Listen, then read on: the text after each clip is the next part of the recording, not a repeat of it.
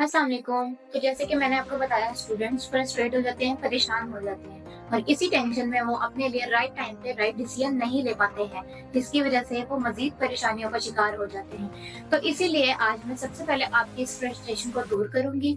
उसके बाद मैं आपको मजीद ऐसे ऑप्शंस प्रोवाइड करूंगी जिसकी बेस पे आप अपने लिए बेस्ट ऑप्शन सिलेक्ट कर सकें। आपके लिए कौन सी यूनिवर्सिटी सूटेबल है, कौन सी ऑप्शन आपके लिए ज्यादा सूटेबल है, उसका आप बिल्कुल राइट टाइम पे इंतखाब कर सकें। तो एक स्टूडेंट जब अप्लाई करता है अपनी एप्लीकेशन, उस टाइम पे उसके माइंड में यही सोच रहती है, क्या वो अपने लिए एक सूटेबल ऑप्शन सिलेक्ट कर रहा है या नहीं।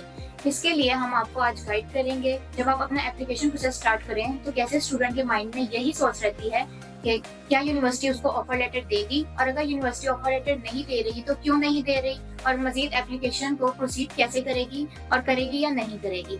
उस टाइम पे स्टूडेंट मजीद परेशान हो जाता है, क्योंकि ये सारे पॉइंट्स जो है स्टूडेंट के माइंड में चल रहे होते हैं। कौन सी कंट्री, कौन सी सिटी, इसके अलावा कौन से जो यूनिवर्सिटी है उसके लिए सूटेबल है। तो सबसे पहले तो स्टूडेंट को अपनी प्रोफाइल को खुद ओवरव्यू करना चाहिए और उसकी असेसमेंट करनी चाहिए कि उसके लिए कौन सी सिटीज या कौन सी कंट्रीज बेस्ट होंगी और वो कौन से कोर्सेज के लिए एलिजिबल है। क्योंकि एलिजिबिलिटी क्राइटेरिया हर यूनिवर्सिटी के लिए डिफरेंट है, जिसकी बेस पे यूनिवर्सिटी एडमिशन भी ऑफर अपने एलिजिबिलिटी क्राइटेरिया के अकॉर्डिंग ही करती है। पहले तो स्टूडेंट खुद अपनी प्रोफाइल को असेस करे, फिर वो हमारे साथ तमाम डिटेल्स शेयर करे कि उसको अपने लिए ये ऑप्शन बेस्ट लगती हैं और वो इस यूनिवर्सिटी के लिए जाना चाहता है।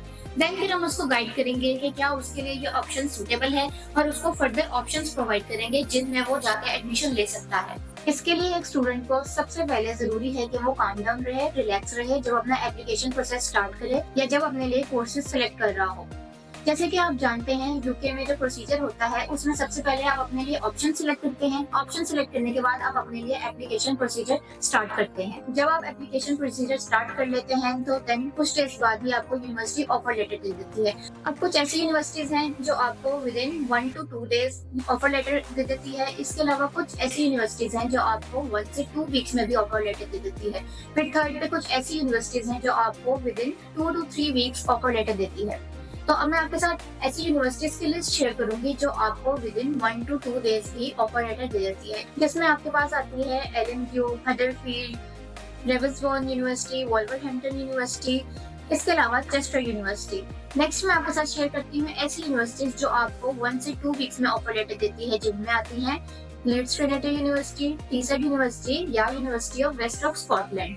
थर्ड, कुछ ऐसी यूनिवर्सिटीज भी हैं जो कि 2 से 3 वीक्स में आपको ऑफर लेटर देती हैं। ये थोड़ा आपको लेट लेटर देती हैं, जिसकी वजह से स्टूडेंट्स परेशान रहते हैं। लेकिन इन यूनिवर्सिटीज का भी अपना क्राइटेरिया है। तो इन यूनिवर्सिटीज में हमारे पास है सरे university, university of Sheffield hello.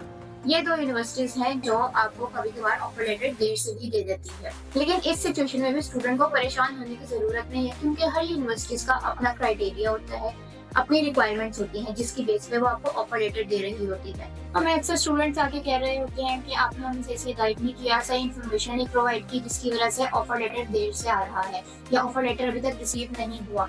तो हम स्टूडेंट्स को यही गाइड करते हैं कि सबसे पहले जो अपना एडमिशन प्रोसेस है वो ड्यू डेट से पहले स्टार्ट करें, जिसकी बेस पे आपको अपना कैश लेटर जल्दी से जल्दी मिल सके। कैश लेटर क्या होता है? ये confirmation of acceptance for studies है। जब आपने कैश लेटर सिक्योर कर लिया तो आपकी प्रोफाइल भी सिक्योर हो जाती है। इसके लिए जरूरी है कि आप ड्यू डेट से पहले अपना एडमिशन प्रोसेस स्टार्ट करें, ताकि एज सून एज पॉसिबल आपको कैश लेटर मिल सके। उसके बाद जब आपको आपका कैश लेटर रिसीव हो जाता है तो आप सिक्योर हो जाते हैं कि आपकी प्रोफाइल जो है सिक्योर है। अब कैश लेटर क्या होता है? ये एक कोटा की तरह होता है, जिसमें यूनिवर्सिटी आपको बताती है कि उसने इतने स्टूडेंट्स का एडमिशन करवाना है। उसके बाद अगर स्टूडेंट ड्यू डेट के बाद अप्लाई करते हैं तो यूनिवर्सिटी कहती है हमें इन स्टूडेंट्स को एडमिशन नहीं देना, तो स्टूडेंट परेशान हो जाते हैं। इसीलिए हम उनको गाइड करते हैं, आपको टाइम से पहले अप्लाई करना चाहिए, ताकि जो आपका प्रोसीजर है वो टाइम पे ही कंप्लीट हो और देन आप अपनी क्लासेस स्टार्ट कर सकें।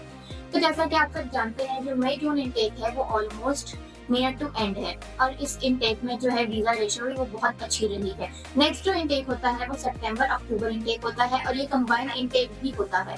इस इनटेक में कुछ यूनिवर्सिटीज ऐसी हैं जो डेडलाइन सितंबर की देती हैं लेकिन क्लासेस अक्टूबर में स्टार्ट कर देती हैं, और कुछ ही यूनिवर्सिटीज ऐसी हैं जो आपको डेडलाइन तो अक्टूबर का देती हैं लेकिन क्लासेस पहले भी स्टार्ट कर लेती हैं। इसीलिए हम आपको गाइड करते हैं, इसीलिए हम आपको कंप्लीट डिटेल्स देते हैं कि जो आप अपना एप्लीकेशन प्रोसेस है वो टाइम से पहले स्टार्ट करें, ताकि टाइम पे ही जाके आप अपनी क्लासेस जो है अटेंड कर सकें। अगर आप मजीद अपना टाइम वेस्ट नहीं करना चाह रहे और अपने लिए एक बेस्ट ऑप्शन चूज करना चाह रहे हैं तो आज ही स्क्रीन पर दिए गए नंबर पर हमसे कॉन्टेक्ट करें या फिर हमारे किसी भी सोशल मीडिया वेबसाइट के थ्रू हमसे कॉन्टेक्ट करें। इसके अलावा अगर आपको मजीद कोई इन्फॉर्मेशन चाहिए हो तो आप हमारा ऑफिस भी विजिट कर सकते हैं और डिस्क्रिप्शन में दिए गए यूट्यूब चैनल को विजिट करके आप तमाम डिटेल्स भी हासिल कर सकते हैं। तो आज ही हमारे चैनल को सब्सक्राइब करें और मजीद इन्फॉर्मेशन के लिए अपडेट रहें। Thank you.